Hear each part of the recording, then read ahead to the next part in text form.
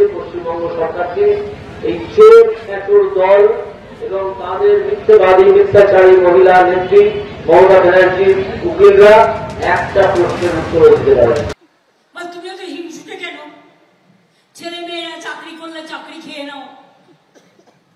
মানুষ ঠেকোবাক নাম শুনেছেন, চাকরি ঠেকোবাক শুনেছেন? যা তা করে বেড়াচ্ছে। আর এবার আসলে বাই চান্স যদি আসে আসতে দেবেন না, সর্বনাশ করে দেবে। এত মিথ্যে কথা বলতে পারে একটা লোক, আমি ভাবতেও পারি না।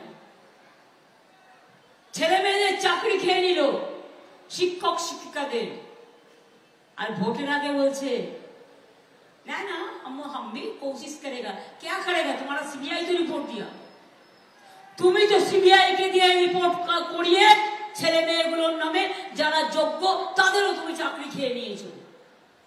আমার 10 লক্ষ চাকরি রেডি আছে, শুধু বিজেপি আর সিপিএম এর লোকেরা কোর্টে চলে যাচ্ছে আর একটা করে পিল করছে, আর ওরা পিল করলেই ব্যাস হাইকোর্ট দিয়ে দিচ্ছে।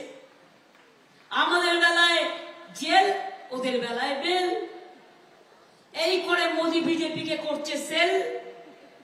আজকে শেষমেশ সুপ্রিম কোর্টে এসএসসি বলেছে ৭,৫০০ মতন অবৈধ, মানে বাকি ১৯,০০০ বৈধ, এইরকমটা দাঁড়ায়। কিন্তু ১৯,০০০ বৈধ কিনা এইটা এখনো পর্যন্ত সন্দেহ রেখেছে সুপ্রিম কোর্ট। এটা কি? সরকারি নিয়োগ যদি এই অপরাধ হয় তাহলে নিয়োগ প্রক্রিয়া সম্পর্কে মানুষের ধারণাটা খারাপ হবে। টাকার বিনিময়ে কি করে হচ্ছে, কেন হচ্ছে, কোনো উত্তর দিতে পারেনি স্কুল সার্ভিস কমিশন এবং রাজ্য সরকার, কোনো উত্তর দিতে পারেনি। আমাদের কথা অত্যন্ত স্পষ্ট যে এখন বোঝা গেল আপাতত অন্তত ৭,৫০০ অবৈধ।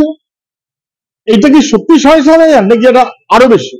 ৮, ৯, ৯.৫, ১০, ১০.৫ নির্দিষ্ট করতে হবে, এবং নির্দিষ্ট করার পরিপ্রেক্ষিতে এইটাই দাবি করতে হবে যে যারা বৈধ, এরা বৈধ, এই হচ্ছে সার্টিফিকেট, তাদের চাকরি বহাল রাখতে হবে। এর দায় আসলে এ রাজ্যের মাননীয় মুখ্যমন্ত্রী, কারণ তার কথা ছাড়া তো এ রাজ্যের গাছের একটা পাতাও নড়ে না।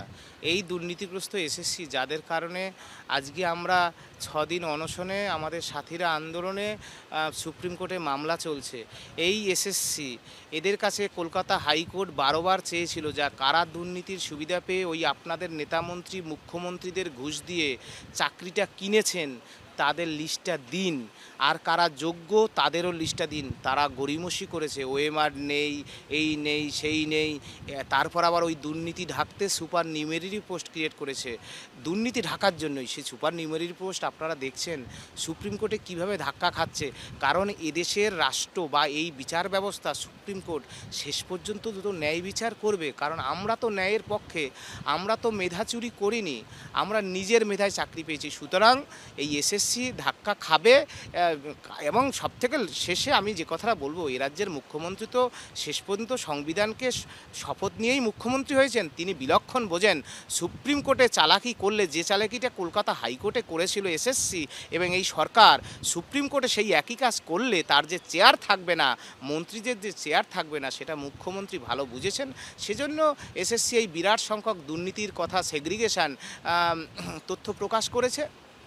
আমরা আশাবাদী এসএসসির কাছে আমাদের এইটুকুই দাবি, আমাদের এই নরক যন্ত্রণা থেকে আপনারা মুক্তি দিন। এই সরকার আসার পরে কিন্তু বছর বছর যে এসএসসিটা হতো, প্রতি বছর নোটিশ বেরিয়ে, প্রতি বছর পরীক্ষা হয়ে, প্রতি বছরই রিক্রুটমেন্ট হতো, কিন্তু সেটা কিন্তু বন্ধ হয়ে গেল।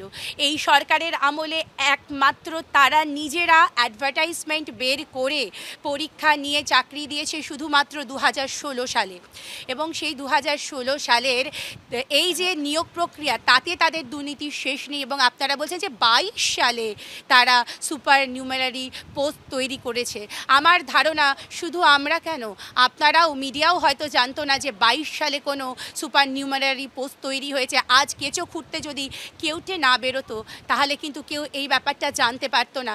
তো ছিলই, এতদিন তো হাইকোর্টের ওনারা বলে এসেছেন নেই নেই, সেই জন্য তো আজ জল এত দূর গড়িয়েছে। সুপ্রিম কোর্টে যাওয়ার কি দরকার ছিল? হাইকোর্টে তো মীমাংসা হয়ে যেত যদি হাইকোর্টে সঠিক তথ্য ওনারা তুলে দিতেন, কিন্তু ওনারা দেননি। সবার কাছে ওএমআর হাতে হাতে, অথচ এসএসসি বলে বেড়াচ্ছে আমাদের কাছে ওএমআর এর হার্ড সফট কপিও নেই। এটা তো একটা কি বলবো, মানে চরম মিথ্যা কথা বলা, এবং কিছুকে ঢাকা দিতেই মিথ্যা কথা বলা, এটাও বলা বাহুল্য আর কি। নিজেদের দুর্নীতিটাকে ঢাকা দিতে এসএসসি বারবার মিথ্যা কথা বলে এসছে। তবে দেখুন, মিথ্যে বেশি দিন চাপা থাকে না।